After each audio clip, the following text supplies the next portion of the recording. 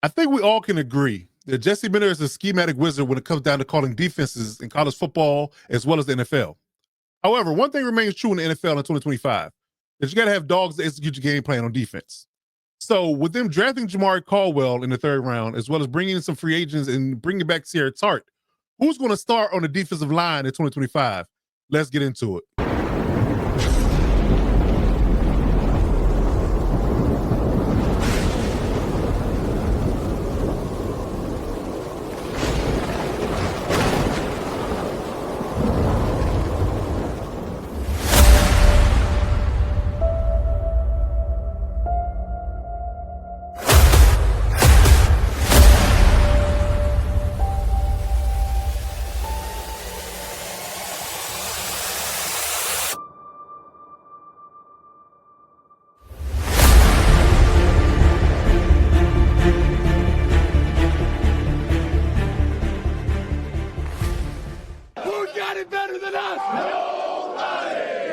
We don't typically talk about the interior defensive line for the Chargers or anybody's interior D line unless you have an Aaron Donald or Chris Jones on your team in regards to their production and what they do on a day in and day out basis.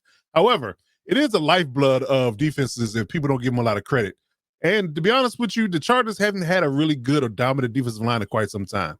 I have to go back way far in the depths of roster building or roster looking in regards to who was actually a household name on this particular front of the defensive line. So with that being said, the interior defensive line needs an overhaul. They've kind of mixed and matched and done things a little bit differently in the past 2 years with the Jim Harbaugh regime, kind of piecemealing and kind of patchworking the defensive line, bringing in guys like Poona Ford and Sarah Tart and a few others that have a lot of grit and a lot of staying power for what they want to do defensively. But they still have not, quote unquote, gotten their guy yet. And we're still, in my opinion, searching for it. I think I have a inkling about who could be the guy, or even if he develops properly. But I think the interior defensive line is in entirety is going to be a work in progress for the Chargers. Now, this is going to dictate how well they stop the run, as well as other things and how to get it out to the quarterback from the interior. So they got some work to do in regards to who they have on their roster and who they were going to potentially have starting for this particular set of defense in 2025. So we're going to break down exactly who's on the defensive line in 2025, who's vying for the spots, and who's going to ultimately, in my opinion, be the starters come week one for the Chargers. So let's talk about exactly who's going to be on the front. Like I said, they drafted one guy in the draft from Oregon. They brought in two guys there from free agency, and they brought back Sierra Tart, as well as the incumbents who they drafted and had holdovers from the Brandon Staley era. So let's talk about these guys individually real quick, and I'll give you my pros and cons on each, and then we'll talk about how they can fit into the Jesse Minter scheme. Now, understand this about the Jesse Minter scheme. There is a 34 style defense scheme that he runs. Now, what that means for people that aren't really, really deeply football savvy is they have three down interior linemen, three guys that have their hand in the dirt.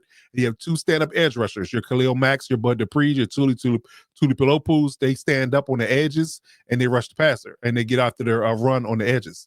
But these guys I'm going to talk about today are the hog mollies, the trench guys, the grunt workers, the guys that hold up the offensive line to keep them off the secondary and the linebackers. So we're going to talk about those guys first, and we'll get to the edge rushers tomorrow. But indeed, I want to talk about these guys, and I'm excited about this first guy that's going to be up on my list, and that's Jamari Caldwell. Jamari Caldwell is a mover. He's very quick and twitchy D lineman, and that's saying something for a guy that's 340 pounds. He's 340 pounds. He's quick. He's twitchy. He's very good and stout run defender. He needs to be at 340 pounds, but he does it. Now, he's a little smaller in stature at 6'1", but he definitely gets things done at a high level when in regards to how he plugs up the lane and takes on double teams and gets after the ball carries in the backfield in his college career. So I like what he brings to the table. I think he has the biggest upside of talent level guys that the Chargers have drafted over the past several years. That's for sure. I'm really excited to see what he can do. Now, I will say that he has a bit of an issue with conditioning. People have given him a knocks for that. He gets tired in certain cases, and when he gets tired, he plays a little high, and you can't play high on the D line. I'm sorry. You play high on the D line, you're gonna get driven back into the linebackers and the safeties. So he have to clean that up. Maybe I would argue maybe drop maybe a couple of 5 to 10 pounds and get himself in a little bit better shape because I think he has the potential to be a 3-down lineman. I really do. I think he has a skill set or a tool bag that he can work on as far as his pass rushers moves are concerned. But he really is quick off the ball. I mean, he's gonna give D lineman fits with his quickness, and you wouldn't expect that with a guy his size. He really is a good mover at 340 pounds. I mean, I would argue that him seeing him move and seeing Jordan Davis move from the Eagles in the past 3 years is definitely something that has a deep comparison. These guys can really move really fast, really quick, really twitchy. From a defensive line perspective, they're big guys, so you can't move them and you can't shake them. That's really what it boils down to. So I'm excited to see what he can bring, and I think they got themselves a good one with Jamar Caldwell in the third round. So I like his chances to be on the D line. When it comes down to camp, if he can stay healthy. So and then this next guy I want to talk about as another guy that has a lot of upside to him is Terry Tart. Terry Tart, they brought him back, and I think that he is a very stout run defender, and he has a little bit of pass rush blood in him as well. I like what he does on the defensive line. He's a disruptor. He did work with the Chargers last year as well as when he was in Tennessee. I'm not sure why Tennessee decided to let him go, but they had a lot of turnover there in general. So he was a quote unquote, I guess you can say, casualty of that. But Terry Tart moves people in the run game, that's for sure.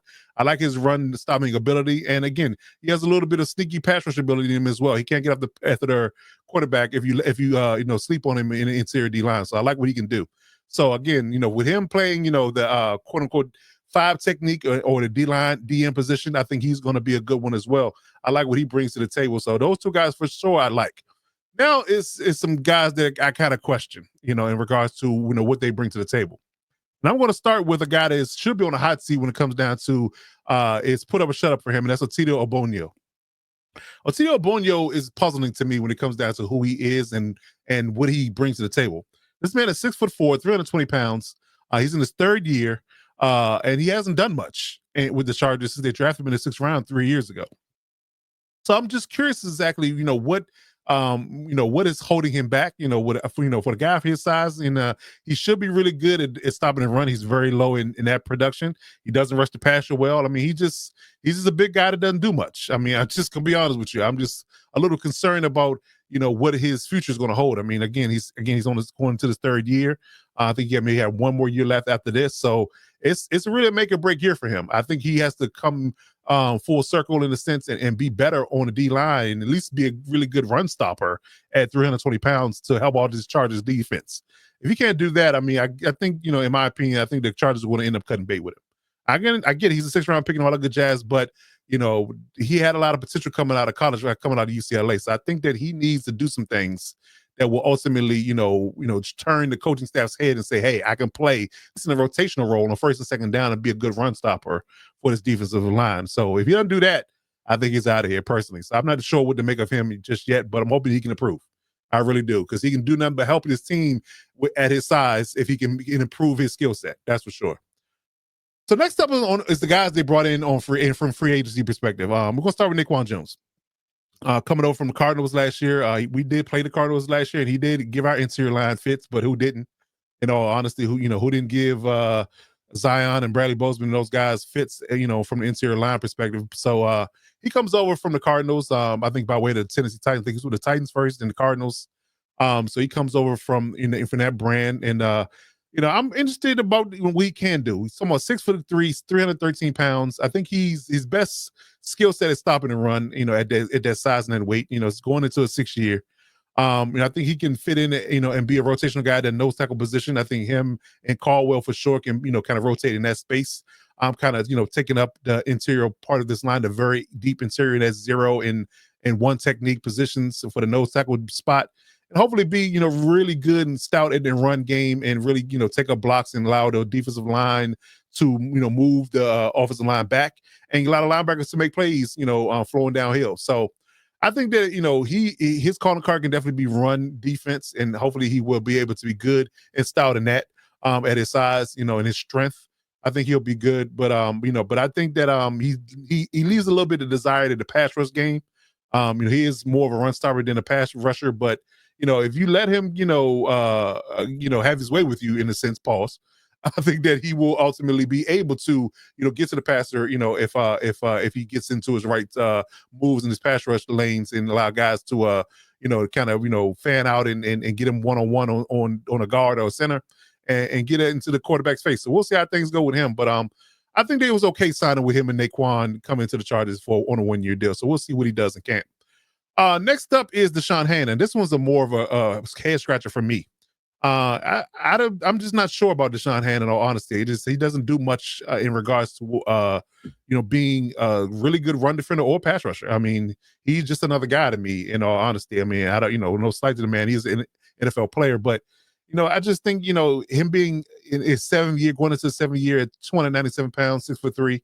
He had his time with I think he was at the Titans at one point with the Dolphins. Now he's with the Chargers, but I'm not sure. I'm just not sure about this guy. I'm not sure what they saw in bringing him in. It wasn't actually, they didn't invest a whole lot in him, another 1 year deal guy. But I'm just a little curious about what they saw in him and what they think he can bring to the team.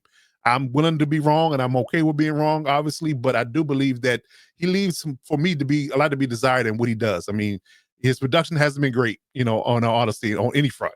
So, hopefully he can do things differently and be a little better going into this year. But I mean, I have my reservations. I'm just not sure on him at all, in all honesty. But we'll see. And that turns me over to the guy they drafted last year in Justin. I'm calling him Justin E. I don't want to butcher his last name. It's a complicated last name. But he was a head scratching draft pick for me last year with the Chargers bringing him in. He was an Alabama kid. He has a SEC pedigree. But he was injured a lot last year. He didn't play much. I don't think he played about. I think he didn't play more than 20 snaps in his whole entire season of 2024. So it's a very big question mark for him. I don't know exactly what he is or isn't. Now, I will say this. Now, they did interview Jesse Minter about him recently, and Jesse said he gained about 20 pounds in muscle. He's been working out with the strength training gurus with the Chargers. Ben Herbert, I believe his name is, and they've been working out a lot, and he's put on weight. He's healthy now, and he's looking, to make a splash in year 2. So that can only help the Chargers. And I think he would be another 5 technique guy that could help on those ends to stop the run and be hopefully a sneaky pass rusher. But yet again, I don't know much about the kid. I didn't see much production from him in college, and then quite honestly, he didn't do anything in the pros his first year. So he's just a big unknown for us. 292 pounds as of last year. But if he gained a little bit of weight, he might be above 310, 315 at this point. But he is 6'5". So he is he's one of the taller linemen. He might be the tallest D lineman that the Chargers have. So, if he can definitely put on a showing in camp and show guys that he's ready to make that leap in year 2, that's another bonus. But we have to wait and see. We don't know much about the kid. And lastly, is Scott Medlock. And I kind of want to disqualify Scott Medlock because he's going to be a quote-unquote rotational guy because he's going to play offense. He's a two-way player. He's going to be a fullback and an eighth-back, tight end, blocking kind of guy on the offensive side of the ball. He's the prototypical big fullback that the 49ers and the Ravens always like to use. Your Kyle Juszczyks and, your Patrick Ricard type of guys. They didn't want to use bigger guys to block in the run game. So he's going to play a lot of offense. So, but he was drafted and is a D lineman by trait. So he will see some time in a D line, but I think he's gonna be a rotational guy. So I can't really count him as being a full-time starter. I just can't. He's gonna play too much on offense, in all honesty. So he did a lot last year, and I think he's gonna do it this year, especially with the upgrades with O-line and the running backs we have. He's gonna play a lot of offense. So with that being said, I think he's gonna be nothing but a rotational piece, but he does have a mean streak. As a lower round pick, they're using him the way they want to use him. But again, I think he's going to split time. 296 pounds, 6'4". He has the skill set to be decent in on the D line. But yet again, I'm not going to ring the bell for him as being a starter because I just don't think he's going to do that. Being he's going to be played both ways. But again, another rotational piece that you can kind of fill in when guys are tired or God forbid hurt and things of that nature. So we'll see what Scott Medlock does. But when it comes down to who I feel is going to be the starting group for this 2025 campaign. Now, like I said, in the beginning, there's a 34 style defense. So you have a nose tackle who's going to play zero technique, and you got 2 interior D linemen that are going to play 3 techniques. So you got two DNs and 1 nose tackle. So for my money, I think that they're best suited to do this for starters. I think you should start Jamar Caldwell at nose tackle. 340 pounds, 6'1", twitchy, stout run defender. I think he might be the best. He could honestly, truly be him and Sarah could be the best run defenders that the Chargers have at the start of camp. I think that's going to be a given. And with that being said, I think Sarah Tark's going to be the first D lineman out the gate that's going to start opposite Caldwell on either side. left or right. I think Sarah Tart's going to be the first DN off the board, and I think they'll probably run with Naquan Jones as the other DN as a starting point for that particular outfit. So I'm looking at, like I said, I'm looking at Jamari Caldwell as the nose guard. I'm looking at Sarah Tart as a one D lineman, and I'm looking at Naquan Jones to be the other D lineman. So those are your three. So I think those two guys, those three guys, I should say, should be the genesis or the nucleus of the D line, and then you rotate guys like Otito and Deshaun Hand and Justin E and Scott Mellock in on different sub packages and things of that nature, along with your Khalil Max and your Tuli Pilpools on the edge. So let me know in the comments how you feel about these guys and who you think should start on the D line, man. And as always, hit that subscribe button to never miss any Chargers content. And you always got to remember to boat up.